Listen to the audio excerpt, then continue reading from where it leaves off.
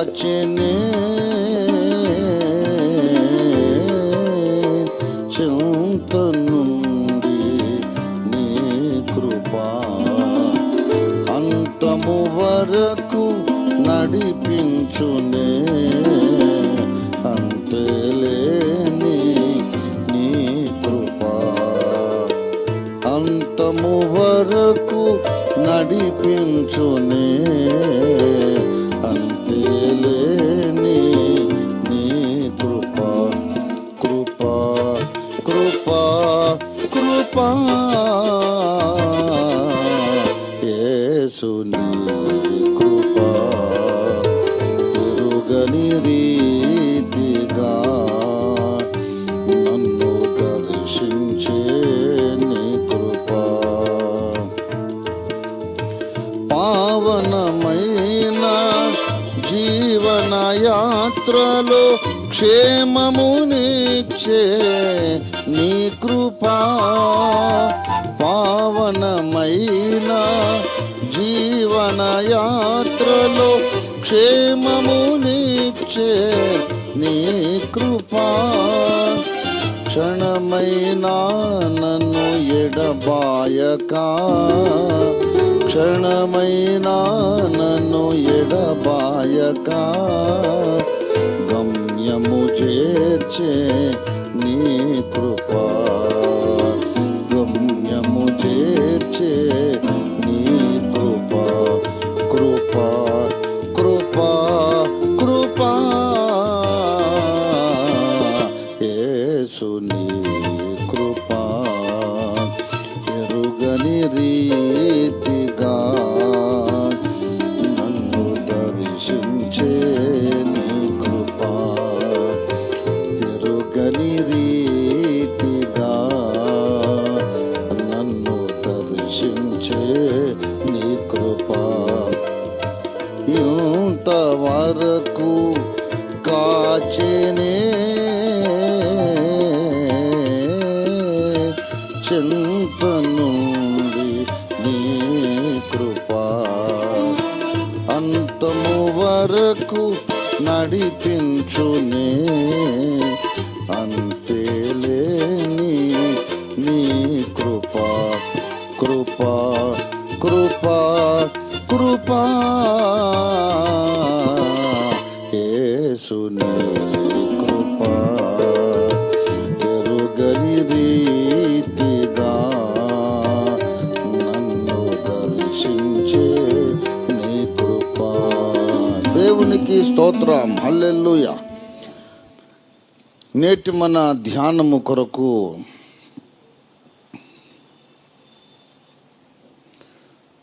40వ కీర్తన దేవుని పరిశుద్ధ వాక్యంలో నుండి 40వ కీర్తన 2వ వచనం మాత్రమే చదువుకుందాం. నేనే చదువుతాను. అవకాశం ఉన్న వాళ్ళందరూ బైబిల్ చూడండి. బైబిల్స్ ఉన్నవారు చూడండి. బైబిల్స్ లేని వారు శ్రద్ధగా ఆలకించండి. నాశనకరమైన గుంటలో నుండి జిగటగల దొంగ ఊబిలో నుండి ఆయన నన్ను పైకెత్తెను. నా పాదములు బండ మీద నిలిపి నా అడుగులు స్థిరపరచెను. దేవుడి పరిశుద్ధ వాక్యమును మన వినికిడిలో ఆశీర్వదించునుగాక, దీవించునుగాక. ప్రభునందు నాకు అత్యంత ప్రియులారా, విశ్వాస జీవితంలో అనగా విశ్వాస జీవితం అంటే అర్థం ఏంటి? మనము రక్షకుణ్ణి తెలుసుకొని మన హృదయంలో చేర్చుకొని ఆయన యందు విశ్వసించి ఆయన ఇచ్చే రక్షణను మనము స్వీకరించింది మొదలుకొని పరలోక రాజ్యములో నిత్యదేవుని మహిమ సన్నిధిలో అడుగుపెట్టేదాకా మధ్యలో ఉండే జీవిత కాలాన్ని విశ్వాస జీవితం అంటాం. ఈ టర్మ్, ఈ పదము ప్రత్యేకంగా అందరూ గ్రహించాలి, అర్థం చేసుకోవాలి, జ్ఞాపకం పెట్టుకోవాలి. విశ్వాస జీవితం అంటే విశ్వాసం ఉంటే తప్ప ముందుకు నడవలేని జీవితం. నమ్మకం ఉంటే తప్ప అడుగు ముందుకు వేయలేని జీవితం. దేవుణ్ణి, ఆయన శక్తిని, ఆయన మంచితనాన్ని, ఆయన యొక్క క్రెడిబిలిటీ, రిలయబిలిటీని నమ్మితే తప్ప అడుగు ముందుకు వేయలేనటువంటి జీవితం పేరు విశ్వాస జీవితం. విశ్వాసం అనేది ఈ భూమి మీద ఉండగా మనకు అవసరం. పరలోకానికి చేరిన తర్వాత విశ్వాసం అక్కర్లేదు. ఎందుకు విశ్వాసం అక్కర్లేదు? సందేహానికి అవసరము, అవకాశం ఉండదు కాబట్టి. In heaven there is no scope for doubt. పరలోకంలో అనుమానం అనే దానికి స్కోప్ ఎందుకు లేదు అంటే దేవుణ్ణి ముఖాముఖి చూస్తుంటాం కాబట్టి. అక్కడ అదృశ్యమైనది ఏదీ లేదు, అన్నీ దృశ్యమైనవే. ఈ భూమి మీద మనకు విశ్వాసం అవసరం. ఎందుకంటే మనకేది అవసరమో, దేని మీద మనం ఆధారపడి నడుస్తున్నామో, దేని మీద ఆధారపడి మనం రక్షణను కొనసాగించుకుంటున్నామో అది ఏది మనకు కనపడదు. పరిశుద్ధాత్మ దేవుడు మనలో జీవిస్తున్నాడు, మనల్ని నడిపిస్తున్నాడు. పరిశుద్ధాత్మను మనం చూసామా? రక్షకుడైన యేసుని చూసామా? తండ్రి అయిన దేవుణ్ణి చూసామా? దేవదూతలను చూసామా? మన హృదయంలో ఉండే ఆత్మను, మన శరీరంలో నివసిస్తున్న మానవాత్మను, మన సొంత ఆత్మనైనా మనం చూసామా? లేదు. ఎప్పుడైనా అనుకున్నట్టుగా యాత్ర ముందుకు నడవలేనప్పుడు దుష్టుడు వచ్చి మనల్ని అటాక్ చేస్తున్నాడంట. వాడిని అయినా చూసాము. పోని ఇప్పుడు మనము పాప శరీరంలో జీవిస్తున్నాం గనుక, మన శరీరంలో పాప నియమం ఉన్నది గనుక, దేవుడు పరిశుద్ధుడు గనుక ఆయన్ని మనం చూడలేం. అంటే ఒక రీజనబుల్ కంక్లూజన్, అసెస్మెంట్ అది. పరిశుద్ధుడు ఆయన, మనం పాపులం గనుక ఆయన్ని చూడలేకపోతున్నాం. కానీ మనకన్నా ఘోర పాపాత్ముడు సైతాన్ గాడు. వాడికన్నా మనం చాలా బెటరు. దేవుని కృప పొందిన వాళ్ళం, క్షమాపణ పొందిన వాళ్ళం. వాడు మొత్తం దుష్టుడు, దుర్మార్గుడు, నికృష్టుడు, నిత్యనాశన పాత్రుడు. మరి వాడైనా మనకు కనపడాలి? వాడు కనపడడు. ఆకాశ మండలం మందున్న దురాత్మల సమూహంతో పోరాడుచున్నాం, అవి కనపడవు. పరలోకం కనపడదు, నరకం కనబడదు. ఇవన్నీ చెప్పుకునే మాటలే తప్ప మన మాంసనేత్రాలతో చూసిందేమీ లేదు. చూడని వాటిని ఉన్నాయని నమ్మి వాటిలో మనకు ప్రయోజనకరమైన వాటిని వాడుకొని ప్రమాదకరమైన వాటి నుంచి మనం దూరంగా మన బ్రతుకుని చక్కబెట్టుకొని నడవడమే. You are calculating and taking decisions depending upon the invisible things. ప్రియులారా, చూడని వాటి యందు మనము విశ్వసించుచున్నాము గనక ఇది విశ్వాస యాత్ర. పరలోకానికి వెళ్ళామనుకోండి, అన్నీ కనపడతాయి మనకు. దేవుడు కనపడతాడు, అక్కడి నుంచి నరకం కనపడుతుంది, గతము భవిష్యత్తు కూడా చూడగలుగుతాం, టైం ట్రావెలింగ్ చేయగలుగుతాం. ఇక అక్కడ విశ్వాసం అనేది అవసరం లేదు. అందుకే ఇది విశ్వాసం అనేది కొంతకాలమే. అన్నిటిలోనూ గొప్పది ప్రేమ అన్నాడు. విశ్వాసం అన్నిటికంటే గొప్పది కాదు. అన్నిటికంటే గొప్ప సంగతులు 1 కొరింథీ పత్రిక 13వ అధ్యాయంలో 13వ వచనంలో 3 చెప్పాడు. కాగా విశ్వాసము, నిరీక్షణ, ప్రేమ, ఈ మూడు నిలుచును. వీటిలో శ్రేష్టమైనది ప్రేమయే. దేవునికి స్తోత్రం కలుగును గాక. ప్రేమ అనేది శాశ్వత కాలముండును. 8వ వచనం, ప్రేమ శాశ్వత కాలముండును అన్నాడు. ఏమండి, విశ్వాసము నిలుచును, నిరీక్షణ నిలుచును, ప్రేమ నిలుచును. ఈ మూడింటిలో శ్రేష్టమైనది ప్రేమయే. అంటే ప్రేమకు ఉన్నటువంటి హోదా విశ్వాసానికి లేదు. ప్రేమకు ఉన్నటువంటి స్టేటస్ నిరీక్షణకు లేదు. నిరీక్షణ అంటే అర్థం ఏంటి? ఉండబోవచ్చున్న దాని కొరకు ఎదురు చూడడమే నిరీక్షణ. మరి కళ్ళ ముందుకు వచ్చి నిలబడ్డాక ఇంకా ఎక్స్పెక్టేషన్ ఏముంది? ఇంకా ఫెయిత్, హోప్ అనేది ఏం అవసరం లేదు. రోమాపత్రిక 8వ అధ్యాయము 24వ వచనంలో ఇలాగూ పౌలు భక్తుడు మాట్లాడుతున్నాడు. ఏలయనగా మనము నిరీక్షణ కలిగిన వారమై రక్షింపబడితిమి. నిరీక్షింపబడునది కనబడునప్పుడు నిరీక్షణతో పని ఉండదు. తాను చూచుచున్న దాని కొరకు ఎవడు నిరీక్షించును అన్నాడు. రైల్వే ప్లాట్ఫామ్ మీద నిలబడ్డాము, రైలు బండి వస్తుందని నిరీక్షిస్తున్నాం. వచ్చినాక దాంట్లోకి ఎక్కేస్తాం. ఇంకా no more waiting, no more expecting. Expecting అంటే ఇంకా బండి రాలేదు. ఇప్పుడు నిరీక్షణ కలిగి మనం రక్షణ పొందాం. దేని కొరకైతే ఎదురు చూస్తున్నామో అవన్నీ మనకు అనుభవంలోకి వచ్చేస్తాయి. ఇంకా ఆ తర్వాత నిరీక్షణ అనేది ఏమి ఉండదు, నిత్యానందమే.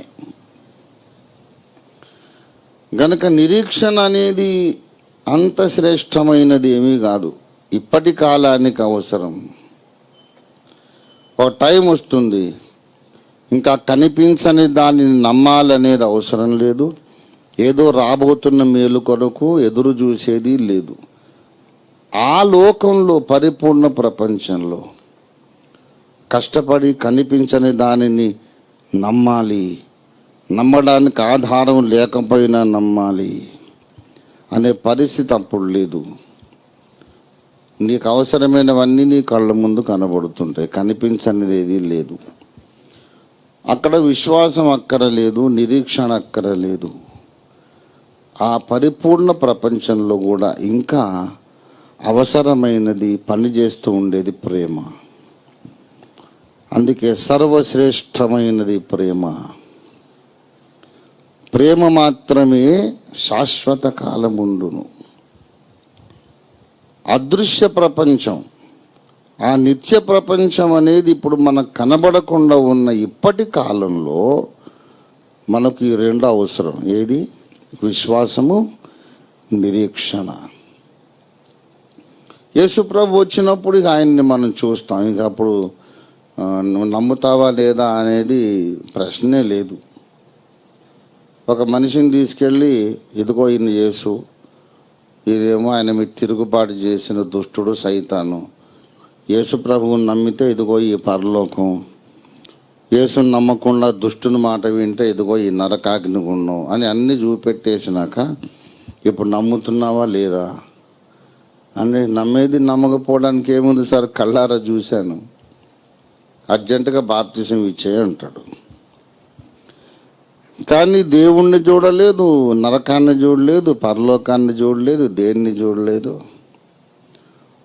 కానీ ఇదొక సిస్టమ్ ఆఫ్ థియాలజీ. ఇది నమ్ముతున్నావా అంటే, చూడని దానిని నమ్మినవాడు, చూడని దాని కొరకు ఎదురు చూచిన వాడే రక్షణ పొందుతాడు అని బైబిల్ చెబుతుంది. నేను చూసేదాకా దేన్ని నమ్మనండి అంటాడు ఒకడు. చూస్తేనే కానీ దేన్ని నమ్మను అంటాడు. ఆ మాట అనేవాడు వాడు ఏదో చాలా గొప్ప తెలివైన మాటలు మాట్లాడుతున్నాను అనుకుంటాడు. వాడు చాలా ఇంటెలిజెంట్గా మాట్లాడుతున్నాను నేను, నాకు చూపించు అప్పుడు నమ్ముతా, చూడకపోతే ఏది నమ్మను అని మాట్లాడే ప్రతివాడు బుద్ధిహీనుడే. ఒకసారి డైరెక్ట్గా అడిగా, చెప్పాను. ఒక నాస్తికుడు నాతో మాట్లాడుతున్నాడు. అంటే వాడు మర్యాద లేకుండా మాట్లాడుతున్నాడు. ఇప్పుడు కుక్క భాషలోనే మాట్లాడాలి, మనిషితో మనిషి భాష మాట్లాడాలి. అమర్యాదస్తునితో అమర్యాదగానే మాట్లాడతాం, అపవిత్రమైన మాటలు మాట్లాడడం. కానీ యెహెజ్కేలుకు, అది వాక్య ప్రకారం యెహెజ్కేలుకు దేవుడు చెప్పాడు, వారి నుదురు కఠినమైనది గనక నీ నుదురు కఠినముగా చేసేదను. వాక్యం చెబుతున్న చిన్నపిల్లలు నా దగ్గరకు వస్తారు, ముద్దు పెట్టుకుని పంపిస్తాను. అదే కుక్క వచ్చింది అనుకో, ఛాయ్ అంటాం. చిన్నపిల్లల్ని అలాగను. వాడు అమర్యాదగా మాట్లాడుతున్నాడు. నాకు కంటికి కనిపిస్తే కానీ ఏది నమ్మనండి అంటే డైరెక్ట్గా అడిగాను నేను. ఇదిగో నరకం, ఇదో పరలోకం, దేవుడు అని చూపించినాక ఏ చవటైనా నమ్ముతాడు, ఏ విధమైన నమ్ముతాడు, నువ్వు నమ్మేది ఏంటో అని అడిగాను నేను. You tell me, will there be any fool who will not believe after seeing heaven and hell with the eyes of flesh? ఈ మాంస నేత్రాలతో అన్ని పరలోకం నరకం అన్ని చూపించి తీసుకొచ్చినాక ఆయన నేను నమ్మను అనే బుద్ధిహీనుడు ఉంటాడు ఎవడైనా? చూసింది నమ్మడానికి ఎవడైనా నమ్ముతాడు, చూడని దాన్ని నమ్మడానికి ఆధ్యాత్మిక మేధావి కావాలి. అందుకు దానికి దేవుడు మార్కులు వేస్తాడు. వీడు చూడలేదు కానీ సరైన క్యాలిక్యులేషన్స్ చేసుకొని నమ్మాడు అని దేవుడు మార్కులు వేస్తాడు. అందుకే యేసయ్య అన్నాడు, చూచి నమ్మిన వాళ్ళకంటే చూడక నమ్మిన వాళ్ళు ధన్యులు. ప్రియులారా, చూడని దానిని మనము నమ్ముతూ నడవాల్సిన జీవిత కాలం పేరు ఏమన్నాను? విశ్వాస యాత్ర. అది కంక్లూజన్. రక్షణ పొంది బాప్తిస్మం పొందిన మొదలుకొని ఎత్తబడుట ద్వారా కానీ పునరుద్ధానము ద్వారా కానీ పరలోక రాజ్యంలోకి ప్రవేశించేదాకా ఇక నమ్మడము నిరీక్షణ అవసరము లేని పరిపూర్ణ ఆనంద ప్రపంచంలో అడుగుపెట్టేదాకా ఈ మధ్యకాలంలో ఉన్నదంతా కూడా విశ్వాస జీవిత యాత్ర. ఈ విశ్వాస జీవితంలో కొన్ని సంఘటనలు అనివార్యంగా జరుగుతాయి. ఇది విశ్వాస జీవితం కాబట్టి అన్నానా? విశ్వాసం ఎందుకు అవసరం చెప్పండి? ఎందుకు అవసరం విశ్వాసం? ఇక్కడ సందేహము అనే దానికి ఆస్కారం ఉంది, నమ్మకపోవడానికి అవకాశం ఉంది. నేను నమ్మను పో అనొచ్చు, ఇది లేదు పో అనొచ్చు, అయినా నమ్ముతున్నాం. అనుమానాలకు పరలోకంలో అవకాశం లేదు. పరలోకంలో ఎవడైనా దేవుడు లేడు పోరా నేను నమ్మను పో అంటాడు ఎవడైనా? సింహాసనాసీనుడై దగ దగ మెరిసిపోతూ మహామహిమ స్వరూపుడుగా దేవుడు కనపడుతుంటే దేవుడు ఉన్నాడంటే నేను నమ్మను గురు, నాకు నమ్మకం లేదు. అది నీకు నాకు ఈ కోట్ల మందికి అందరికి కలిపి ఏదో భ్రమ కలుగుతుందంతే అని అన్నవాడు ఇంకా అంతకన్నా స్టూపిడ్ ఉండడు. అసలు ఎవడు అలా మాట్లాడు. పరలోకంలో అనుమానానికి ఆస్కారం లేదు. కానీ భూమి మీద ఇప్పటి జీవిత కాలంలో దేవుడు లేడేమో అనుకోవడానికి ఆస్కారం ఉంది. దేవుడు లేడేమో అనుకోవడానికి ఆస్కారం ఉన్నా సరే మనకు దొరికిన కొన్ని ఆధారాలను బట్టి దేవుడు ఉన్నాడని నమ్మడానికి మనం ఇష్టపడ్డాం. అనేక మంది దేవతలు ఉన్నారు, ఇందులో ఎవరైనా దేవుడు కావచ్చు అనుకునే అవకాశం ఉన్నా కూడా మనకు దొరికిన కొన్ని ఆధారాలను బట్టి యేసే నిజమైన దేవుడని మనం ఒక కంక్లూజన్ దగ్గర చేరుకున్నాం. ఈ లోకము ఇక్కడ మనం బ్రతికే బ్రతుకు విశ్వాస జీవితము గనుక ఆ విశ్వాసాన్ని పరీక్షించడానికి ఎన్నో పరిస్థితులు దేవుడు రప్పిస్తాడు. నీ నమ్మకాన్ని వదిలేయాలి, ఇదంతా ఒట్టిది అనుకోవాలి, ఆ పరిస్థితులు వస్తానే ఉంటాయి. అందులో భాగము ఈ ఊబి. 40వ కీర్తన 2వ వచనములో ఏం చెప్పాడంటే, జిగటగల దొంగ ఊబి నుండి ఆయన నన్ను పైకెత్తాను. అసలు కీర్తన ఏమని మొదలుపెట్టాడు? యెహోవా కొరకు నేను సహనముతో కనిపెట్టుకుంటుని. ఈ ఊబి అనేది ప్రతి విశ్వాస జీవితంలో ఉంటుంది. ఈ ఊబి అనేది లేని క్రైస్తవ జీవితం ఉండదు. మన ఊబిలో పడకుండా ఉన్న క్రైస్తవ జీవితం ఉండదు. ఊబి అనగా అర్థం ఏమిటి? అందులో నుంచి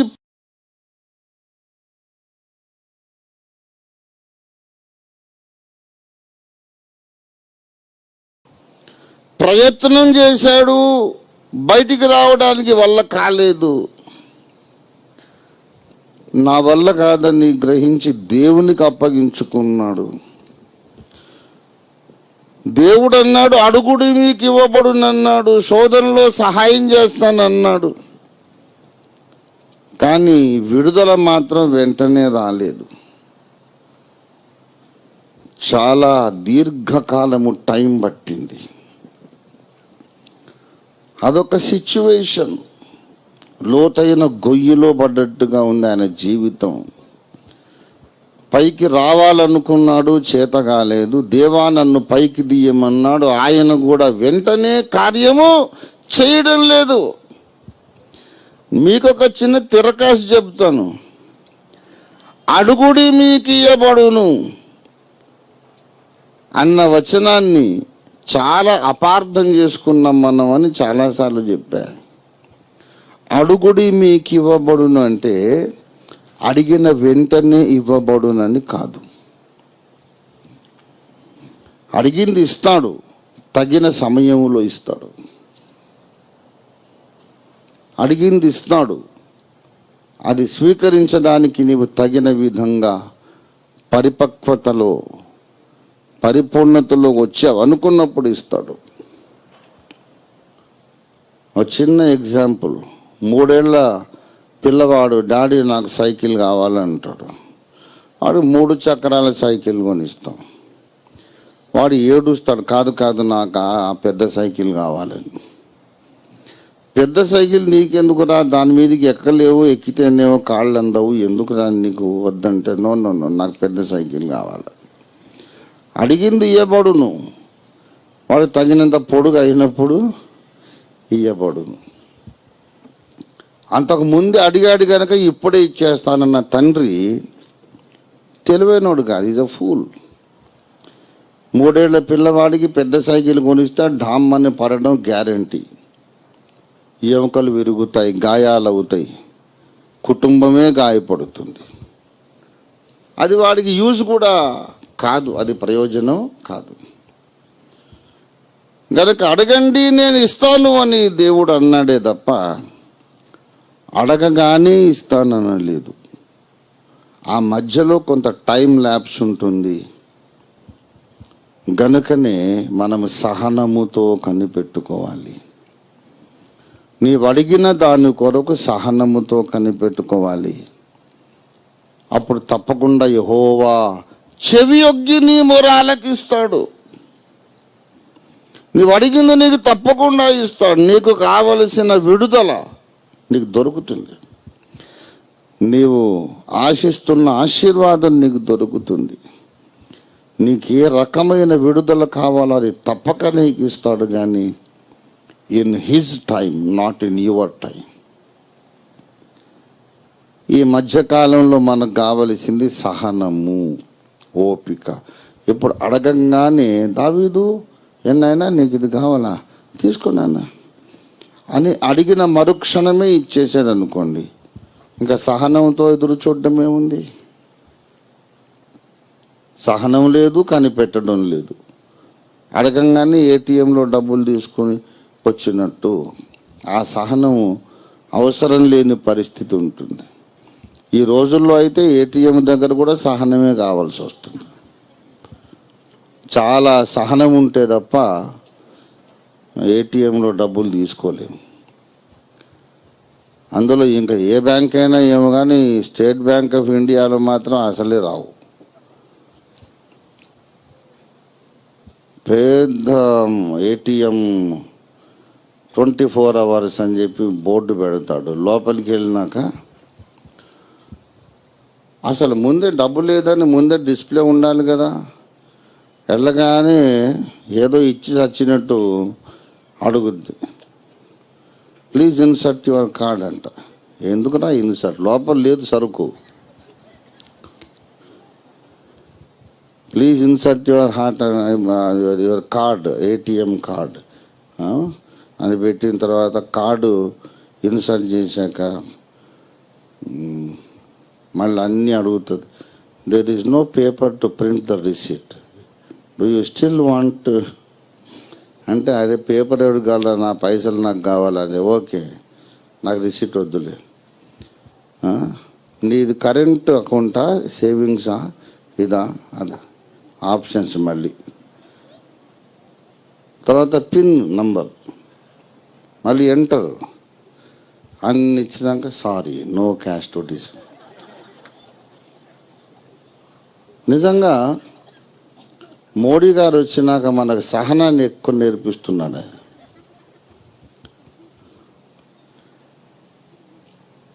మరి సరే, ముందు దానికి సాఫ్ట్వేర్ ఎట్లా దాన్ని డిజైన్ చేయాలంటే, లోపల డబ్బులు లేకుండా పోయిన తర్వాత ఆటోమేటిక్గా డిస్ప్లే రావాలి, sorry no cash in this ATM అని ముందే రావచ్చు కదా. డబ్బులు లోపల లేవు, అది ఎందుకు అడగాల? డబ్బులు లేని దానికి నీకు రిసిప్ట్ కావాలా వద్దా, నీ పిన్ నెంబర్ ఏంటి, సేవింగ్సా, కరెంట్ ఎందుకు, అది ఎందుకు? ఓపికగా నేను 20 ఏటీఎంలు తిరగాలి. ఒక్కోసారి 20 ఏటీఎంలు తిరిగితే కానీ డబ్బులు రావు. ఒకసారి ఒక ఏటీఎం దొరికింది, దాంట్లో డబ్బులు ఉన్నాయి. దాంట్లో నేను 20,000 అని కొట్టే, సారీ లెస్సర్ అమౌంట్ అని. ఎందుకంటే అన్ని 100 రూపీస్ నోట్సే ఉంది. 100 రూపీస్ నోట్స్ ఉండేసరికి అది ఒకటేసారి 40 బిల్స్ ఏమో ఇస్తుంది కదా. అంటే 4,000, ఇక 4,000 తీయాలా. నేను 500 నోట్లు ఉంటాయి కదా అని చెప్పి నేను 20,000 అని కొడితే, నో నువ్వు 4,000 కొట్టు అని చెప్పి 5 సార్లు 4,000 కొట్టించింది నాతో. వెనక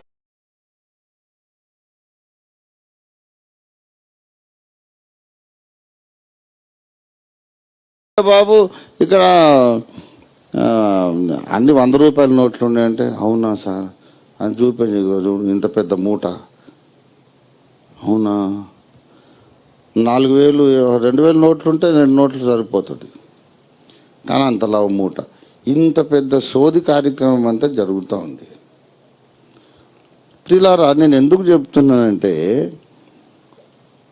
ఎన్ని ఏటీఎంలు తిరగాల్సి వచ్చినా నువ్వు ఇంకో ఏటీఎం ట్రై చేస్తూనే ఉంటావు. ఎందుకు అసలు ఆ డబ్బు నీది. ఇప్పుడు కాకపోతే ఇంకా సేపటికైనా నీకు అది అవసరము, నీకు తప్పదు, నువ్వు తీసుకుంటావు. ఓపికగా ఉంటావు, లేకుంటే ఏటీఎం పగలు కొడతావా? మనలో చాలామందికి ఆ శోధన కలిగి ఉంటుంది, బలమైన ప్రేరేపణ. దీన్ని పగలగొట్టి వెళ్ళిపోవాలని అనిపించలేదు, కానీ ఆ కోపం బిగపట్టుకుంటాం. మూతి బిగించి కనబడ్డానికి, నమస్తే సార్ బాగున్నావు అంటే ఏడిచినట్టుంది. ఏంటో బాగుండవు, ఇప్పుడు 20 ఏటీఎంలు తిరిగాను. లోపల కొత్తలు ఆడుతుంటాం, కానీ మనకు డబ్బులు కావాలా, ఇంకో దగ్గర ట్రై చేద్దాం.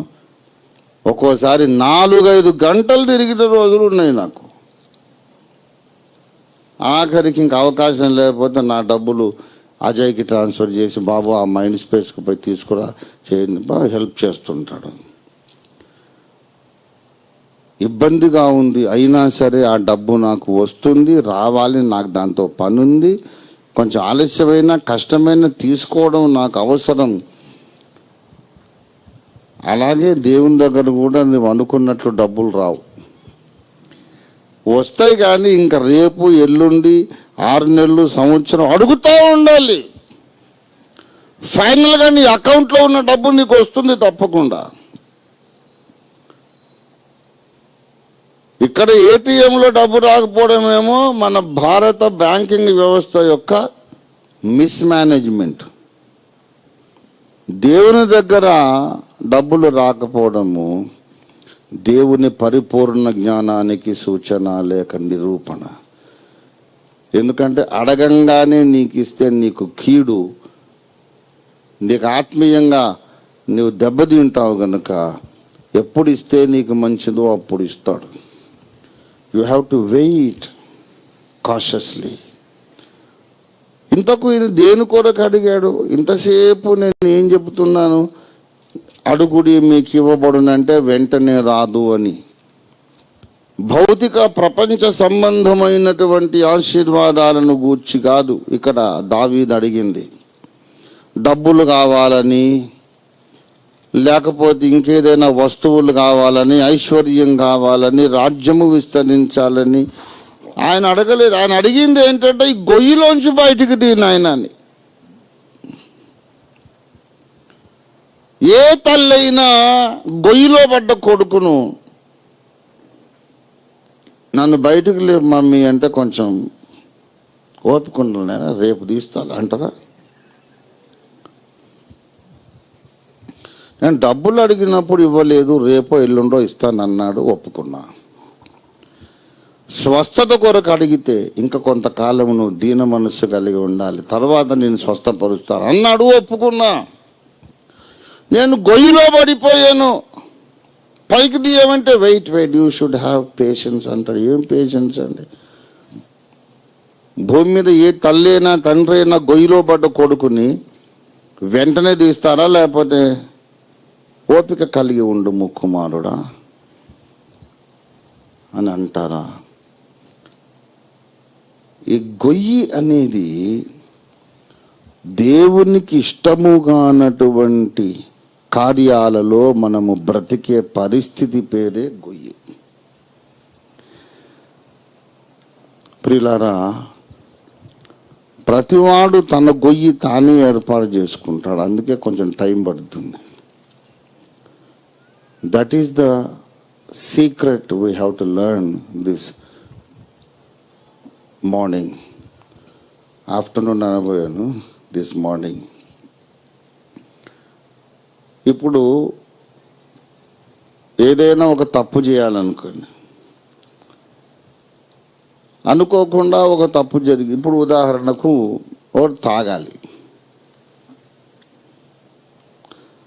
తాగడానికి వీడు తగినంత డబ్బు సంపాదించాలి, వీడికి కంపెనీ కావాలి, కొంతమంది 10 మంది మిత్రులు కావాలి. ఆ మిత్రులు వీళ్ళు కలిసి తాగుడుకు అలవాటు అయ్యారు. రోజు సాయంత్రం కాగానే వెళ్ళాలి, తాగాలి. కొంతకాలం అయ్యాక వీడికి మారు మనసు వస్తుంది, తప్పు చేస్తున్నాను, ఈ అలవాటు నుండి నేను బయటికి రావాలి. వాడు వెంటనే బయటికి రాలేడు. ఎందుకు తెలుసా? వీడు వద్దులే అనుకున్నప్పుడు ఆ రోజే ఒక ఫ్రెండ్ వస్తాడు.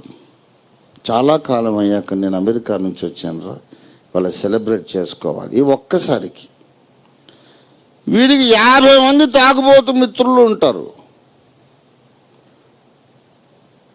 ఒకరోజేమో మా నాన్నమ్మ చచ్చిపోయిందిరా, ఈ బాధలో మనం తాగాల్సిందేరా అంటే మళ్ళీ తాగుతాడు. వీడిని వదలరు.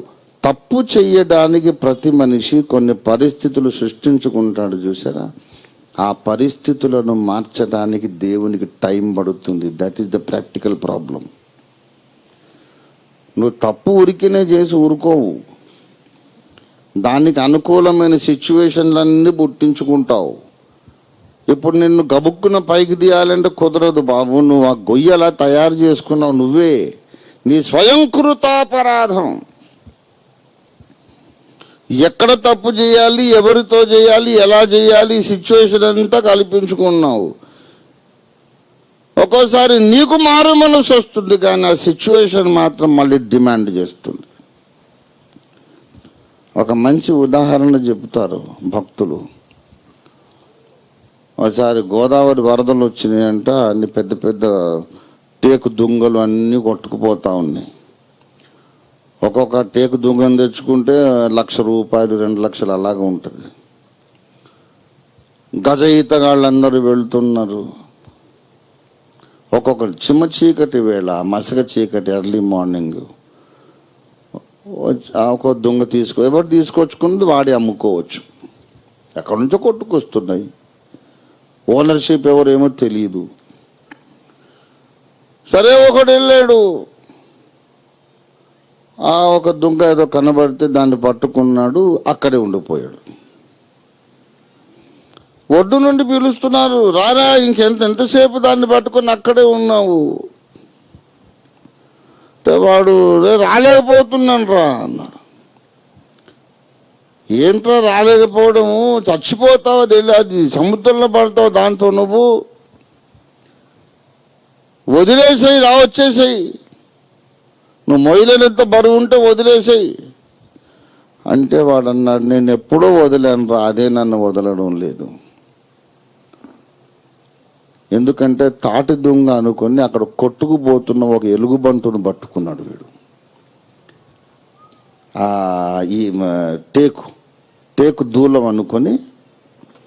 దూలం అనుకొని చీకట్లో కనిపించలేదు, మసక చీకటి నల్లగా ఉంది. వీడు దాన్ని పట్టుకునేసరికి అది కూడా కొట్టుకుపోతుంది కదా, భయానికి అది వీడిని కావలించు.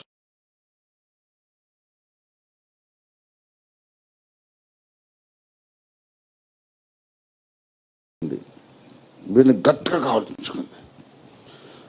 వీడంటాడు, నేను ఎప్పుడో వదిలేశాను రా, కానీ అది నన్ను వదలడం లేదు. పాపమునకు ఆసక్తి ఉంటుంది. పాపాన్ని నువ్వు వదిలేస్తావు, అది నిన్ను వదలదు.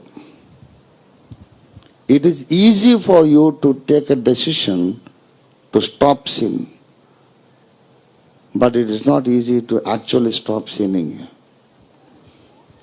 పాపము చేయొద్దు అనే తీర్మానం చేయడం ఈజీ, ప్రతిరోజు చేస్తావు, కానీ యాక్చువల్గా మానేయడం కష్టం. ఎందుకు? ఆజ్ఞాతిక్రమమే పాపము. ఈ ఆజ్ఞను అతిక్రమించడానికి నువ్వు ముందు మనస్సాక్షిని రీప్రోగ్రామ్ చేసుకుంటావు. ఈ ఆజ్ఞ నాకు వర్తించదులే, నేను చేసిన అంత పెద్ద తప్పు కాదులే, నీలోని భయాన్ని నువ్వు పక్కన పెట్టేసి నీ మైండ్ని అంతా నువ్వు ముందు డ్యామేజ్ చేసుకోవాలి. తర్వాత చేయకూడదని నీకు తెలిసిన తప్పుని చేయడానికి అనుకూలమైన సిచ్యువేషన్లు నువ్వే ఒక సృష్టికర్తవై ఒక గొయ్యిని సృష్టించుకుంటావు. చాలా రోజులైనాక నీకు మోజు తీరినాక ఇప్పుడు బయటకు వద్దాం అనుకుంటే ఆ గొయ్యి నిన్ను పట్టేసుకుంటుంది. దానికి సంబంధించిన వ్యక్తులు ఉంటారు, సిచ్యువేషన్స్ ఉంటాయి, నీ ఆలోచన విధానం ఉంటుంది. నువ్వు పైకి ఎక్కుదామనుకొని కిందికి పోతావు, పైకి ఎక్కుదామనుకొని కిందికి వెళ్తావు. ఇది పాపమునకున్నటువంటి పరిస్థితి. ప్రియులారా, ఊబి అని ఎందుకు అన్నాడంటే, ఊబిలో పడ్డవాడు కదలకుండా అట్లా ఉండాల, మెల్లగా దిగుతుంటాడు. అదొక బురద, నీళ్ళలాగా రయ్యమని కిందికి వెళ్ళిపోడు. బురద, అది మట్టి, క్విక్ శాండ్ అని అంటారు దాన్ని. క్విక్నింగ్ అంటే బ్రతికించటం, క్విక్ అంటే బ్రతుకున్నటువంటి మట్టి అన్నమాట. క్విక్ శాండ్ అంటే బ్రతుకున్న మట్టి, సజీవమైన బురద అన్నమాట. అందులో అడుగుపెట్టినాక ముద్దు మడమలు లోతుపోతాడు, బయటకు వచ్చే ప్రయత్నం చేస్తే పిక్కలు లోతుపోతాడు, బాబు అని గిల కొట్టుకుని నడుము లోతుపోతాడు.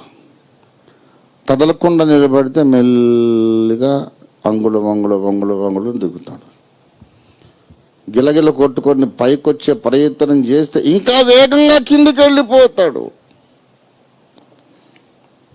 పాపము అనే దానికి ఉన్నటువంటి లక్షణం అది, ఆజ్ఞాతిక్రమము అనే దానికి ఉన్నటువంటి లక్షణం అది.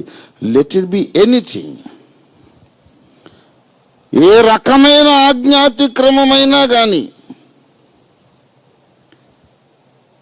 సింపుల్గా చెప్తున్నాను, దేవుడు మట్టితో మనిషిని చేశాక ఊదినప్పుడు, ఊపిరి ఊదినప్పుడు మట్టిలోకి ఆత్మ వచ్చేసింది కదా.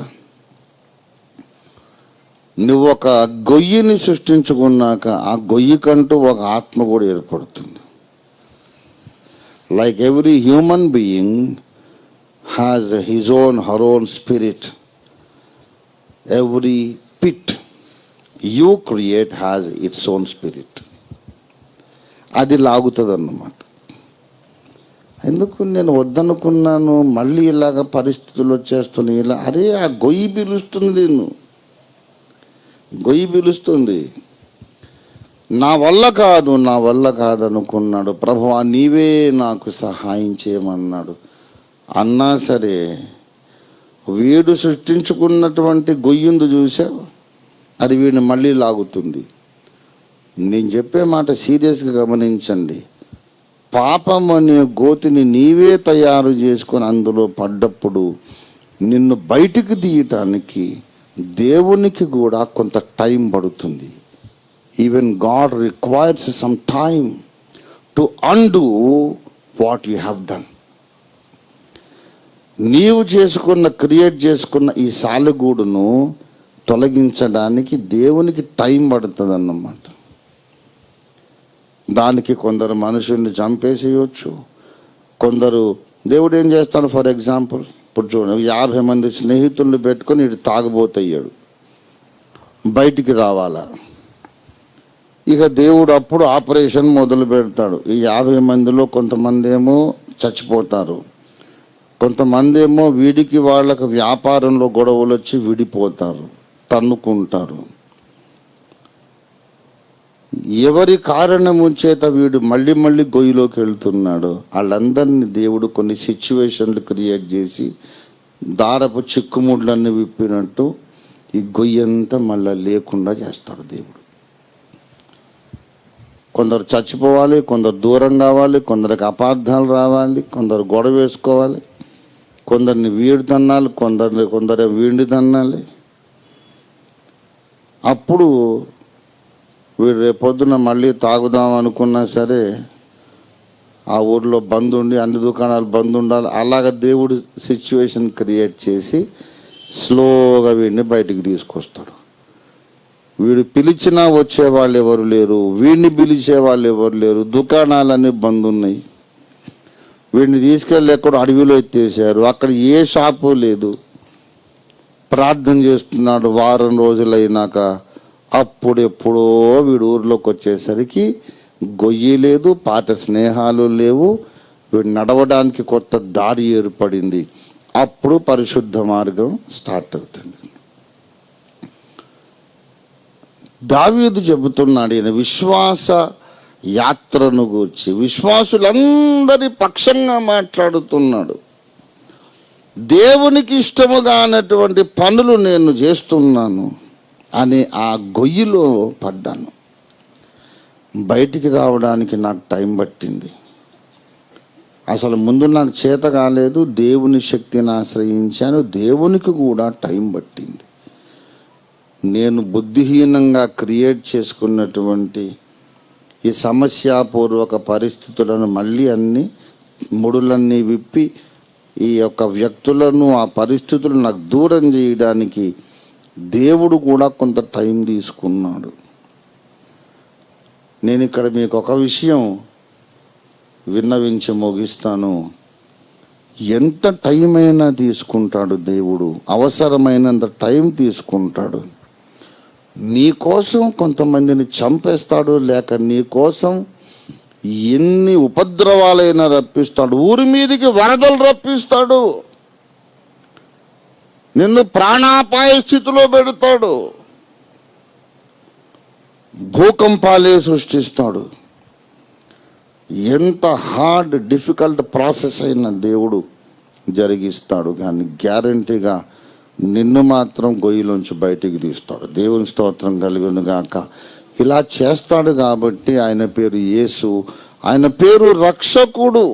దయచేసి మత్తయి సువార్త 1వ అధ్యాయం, మత్తయి సువార్త 1వ అధ్యాయంలో యోసేపుతో గబ్రియేలు దూత చెప్పాడు ఈయనకి ఎందుకు ఇలా పేరు పెట్టాలో. మత్తయి 1వ అధ్యాయము 21వ వచనం, ఆమె ఒక కుమారుని కనును. ఎవరి పాపాలవి? వారి పాపములే. వారి పాపముల నుండి వారిని రక్షించును. పాపము నాదే, నేను చేసిందే, నేను సృష్టించుకున్నదే, నేనే పుట్టించుకొని, నేను చేసుకొని, నేను తయారు చేసుకున్న ఆ పాపంలో నుంచి ఇప్పుడు నాకే ఏం కావాలి? విడుదల కావాలి. అలా చేస్తాడు Yesayya. The deepest revolution of the saviourhood of Jesus. రక్షకుడు అని ఎందుకు అనిపించుకుంటాడంటే, మనకు మనమే సృష్టించుకున్నటువంటి బంధకాలలో నుండి యేసు మనల్ని విడిపిస్తాడు కాబట్టి ఆయన రక్షకుడు. దేవునికి స్తోత్రం కలుగును గాక. హల్లెలూయా. మనం తెలివి తక్కువమండి. తెలివిగా ప్రవర్తిస్తున్నాం అనుకొని మనకు మనమే ఒక గొయ్యి, ఒక ఊబి తయారు చేసుకొని అందులో పడతాం. అందులో పడ్డాక అనుకుంటా భలే అరేంజ్ చేసుకున్నా కదా నేను, భలేగా గొయ్యిని తయారు చేసుకున్నా, భలే పడ్డాను కదా, సీ హౌ స్మార్ట్ అయ్యాం అనుకుంటా. కొంచెం సేపు అయినాక ఎప్పుడో ఒక ప్రసంగం విని మారు మనసు వస్తుంది. వచ్చిన తర్వాత ఓకే గుడ్ బై గొయ్యి గారు, వెళ్ళొస్తాను అని అంటే ఆ గొయ్యి నవ్వుతుంది. అది ఇంకో మనిషి అయినట్టు, ఏడు సేవలే నువ్వు వెళ్ళడం ఏంటి, వెళ్ళు, అంత చేతనైతే, అంత మనుగాడువా నువ్వు? నేను ఎదుదాన్ని, నువ్వు నన్ను పుట్టించావు, నన్ను తయారు చేసావు, నాలో ఆత్మను తయారు చేసావు, నీకు మోసు తిరగానే వెళ్ళిపోతావు నువ్వు, పో చూస్తాను. మళ్ళీ లాగుతూ ఉంటుంది.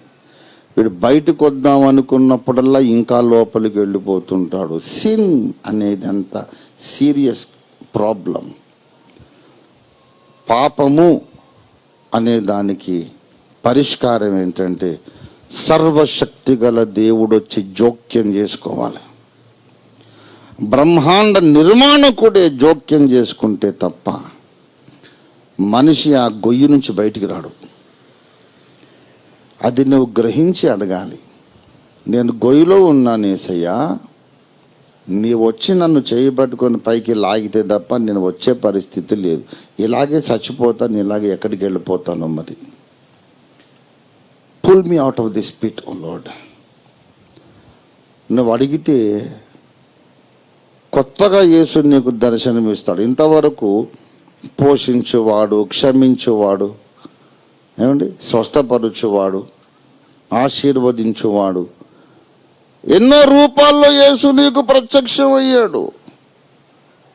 ఇవాళ మనందరికీ ఆయన ప్రత్యక్షం కావాలనుకుంటున్నాడు. గొయ్యిలో నుంచి బయటికి లాగేవాడు, మన పాపముల నుండి మనలను రక్షించువాడు, మనమే తయారు చేసుకున్న బంధకాల్లో నుంచి మనకు విడుదల ఇచ్చేవాడు గొప్ప దేవుడు యేసయ్య. అందుకే యేసు మాత్రమే రక్షకుడు. అందులో చాలా టెక్నికల్ ప్రాసెస్ ఉంది. అందులో నేనే తప్పు చేయాలని నా బ్రతుకులో నేను ఒక గొయ్యి తయారు చేసుకున్నాను అనుకో, దానికి బోల్డంత లాజిక్, వాక్యాధారాలు, ఇంకేదేదేదో అన్నీ చేసుకున్నాను. నేను బయటికి రావాలా.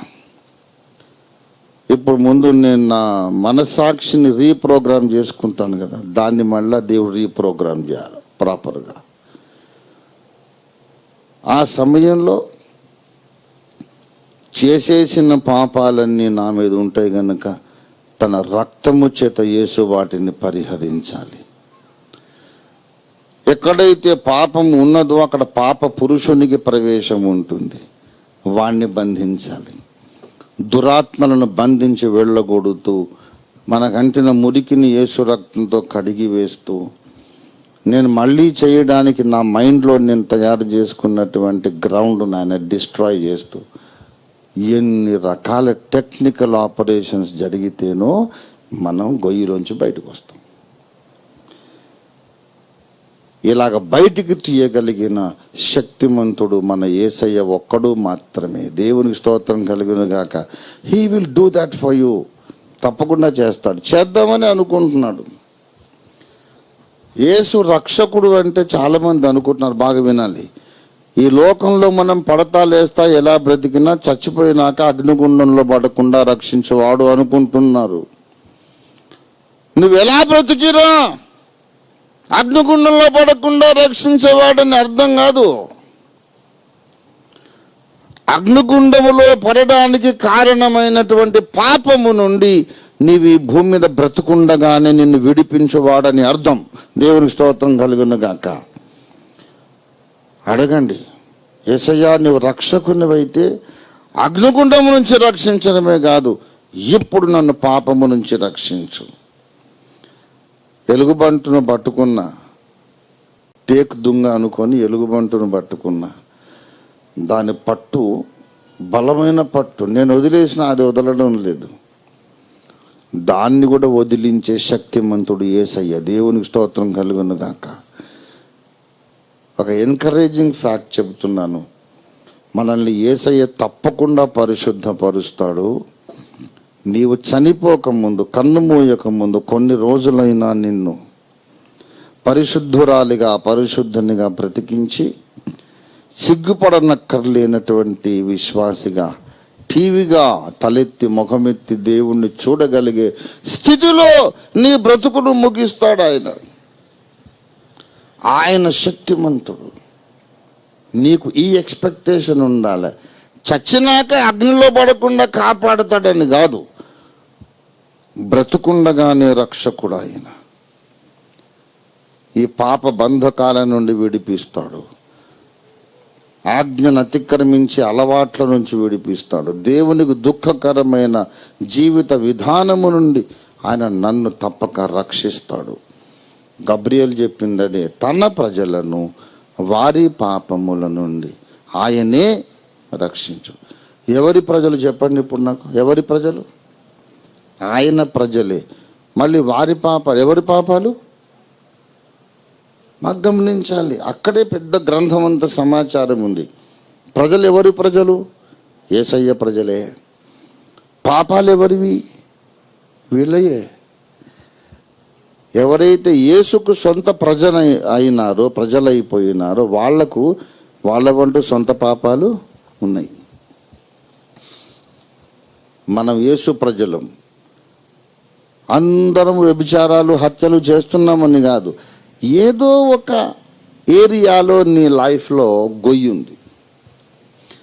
నీ గొయ్యి వేరు, నా గొయ్యి వేరు. వాళ్ళ వయస్సును బట్టి, వాళ్ళ పరిస్థితులను బట్టి, వాళ్ళకు ఉన్నటువంటి మానసిక శారీరక పరిపక్వత అంతస్తును బట్టి ఎవరి గొయ్యి వాళ్ళదే. ఎవరి గొయ్యి వాళ్ళది. అందరం కలిసి ఒకటే గొయ్యిలో లేము. ఆ గొయ్యిలోంచి బయటికి లాగడం కొంచెం టైం పడుతుంది. ఎందుకంటే దుష్టుడు తయారు చేసిన గొయ్యిలో నువ్వు పడితే చిటికలో పైకి తీస్తాడు. కానీ నీవే తయారు చేసుకున్న గొయ్యిలోంచి బయటికి లాగాలంటే టైం పడుతుంది. ఎందుకంటే నిన్ను కూడా కొంత సంస్కరించాల్సిన అవసరం ఉంది. నీ ఆలోచన విధానం మార్చాలి. నీ యొక్క మనస్సాక్షి అనే కంప్యూటర్ను రీప్రోగ్రామింగ్ చేయాలి. చేసిన పాపాలు కడిగేయాలి. మళ్ళీ శోధన రాకుండా వాడికి అడ్డుకట్ట వేసి నీ చుట్టూ ప్రాకారాన్ని నిర్మించాలి. బోల్డ్ అంత కష్టపడతాడు యేసయ్య.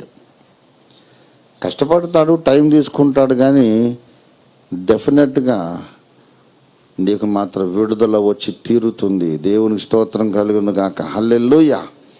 విన్న వాక్యపు కాంతిలో మనం ఒకసారి పరీక్షించుకుందాం. మనం ఏ గొయ్యిలో ఉన్నాం?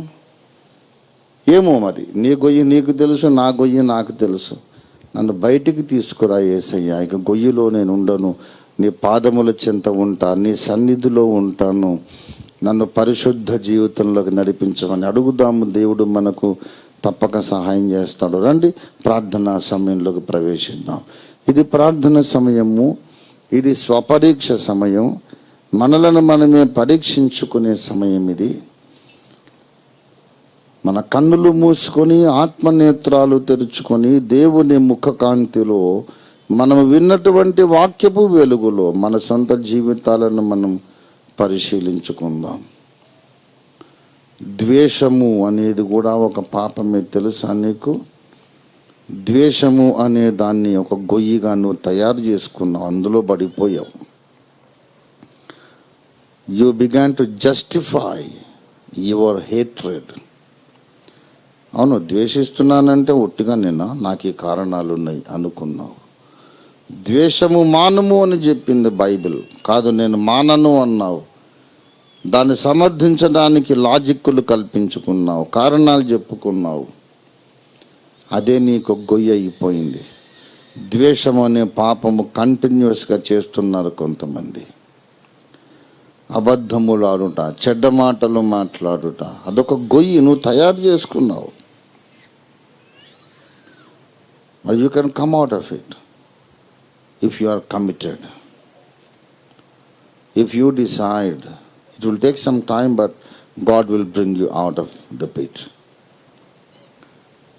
ప్రభువా నన్ను కరుణించయ్యా. ఏదో ఒక రూపేణ, ఏదో ఒక రీతిగా, ఏదో ఒక ఏరియాలో నా బ్రతుకులో దేవునికి ఇష్టము కాని పనులు, కార్యాలు చేసే స్థితిని నేనే కల్పించుకున్నానయ్యా. నీ ప్రజలము మేము, మా సొంత పాపాలు ఉన్నాయి, మేము తయారు చేసుకున్న బంధకాలవి, మేము తయారు చేసుకున్న గోతులవి. బయటికి తీయండి మమ్మల్ని తండ్రి. గొయ్యిలో ఉండి అలాగే జీవితం ముగిస్తే అలాగే తండ్రి. గోతి నుండి విడుదల పొందిన వారుగా మేము ఆఖరి శ్వాస పీల్చాలి. ఆ జిగటగల దొంగ ఊబి నుండి విడిపించబడిన, విడుదల పొందిన వారుగా మేము నీ రాకడలో ఎత్తబడాలి. అంతటా అందరూ మారు మనస్సు పొందమని చెప్పావు కదా నాయనా యేసయ్యా. నేను మారు మనసు పొందాలని ఆశపడుతున్నాను. నాకు అవకాశం ఇవ్వండి. ఏశావు మారు మనస్సు పొందగోరి శ్రద్ధతో కన్నీళ్లు విడుచుచు వెదకినను, ఆశీర్వాదము పొందగోరి శ్రద్ధతో వెదికినను, కన్నీళ్లతో వెదికినను, అతనికి మారు మనసు పొందే అవకాశము దేవుడు ఇవ్వలేదు. అంటే అవకాశం దేవుడు ఇస్తేనే మనమైనా మారు మనసు పొందేది. అడుగుదాం, యేసయ్యా మారు మనసు పొందటానికి నాకు సహాయం చేయి. I want to repent to lord. Please నన్ను ఏశావులాగా నన్ను త్రోసివేయొద్దు. మారు మనసు పొందటానికి అవకాశం ఇవ్వు. మారు మనస్సును నాకు వరముగా దయచేయి. ఇంతవరకు గడిచిన బ్రతుకు కాలము ఇక నేను మళ్ళీ అదే దారిలో నడవను నాయన. ఈ రోజు నుండి కొత్త దారి నడుస్తాను. నేనే తయారు చేసుకుని దాంట్లో పడిపోయిన ఊబిలో నుంచి నన్ను పైకి తీసుకురా. Lord help me. నువ్వు నన్ను పైకి తీయటానికి టైం పట్టొచ్చు, కానీ నేను సహనముతో ఎదురు చూస్తా తండ్రి. ఎన్ని రోజులైనా పట్టని, ఎన్ని నెలలైనా, ఎన్నాళ్ళైనా పట్టని, నేను ఓపికగా ఎదురు చూస్తాను. నువ్వు నన్ను బయటికి తీయాల్సిందే తండ్రి. నువ్వు మాత్రం ఈ మనవిని విడిచిపెట్టడానికి, నిర్లక్ష్యం చేయడానికి వీల్లేదు నాయన. ప్రభువా నన్ను పైకి తీసి బండ మీద నిలబెట్టు. నా అడుగులు, నా పాదములు బండ మీద నిలిపి స్థిరపరచు.